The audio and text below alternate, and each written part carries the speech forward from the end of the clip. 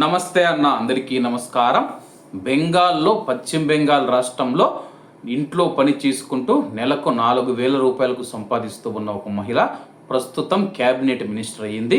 వివరాల్లోకి వెళితే, ఇంట్లో పనులు చేస్తూ నెలకు 4,000 రూపాయలు సంపాదించే స్థాయి నుంచి రాష్ట్ర మంత్రి వరకు కలితా మాజీ గారి ప్రయాణం ఎందరికో స్ఫూర్తిదాయకం.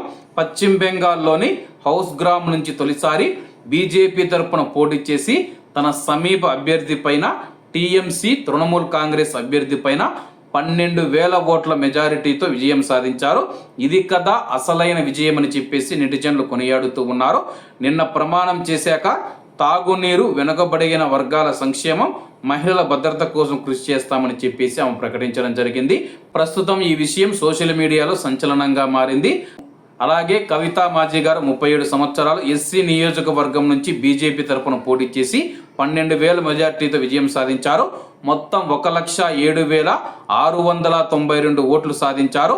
కలిత గత 2 దశాబ్దాలుగా 3 నుంచి 4 ఇళ్లలో పాత్రలు కరగడం, వంట పనులు లాంటివి చేస్తున్నారు.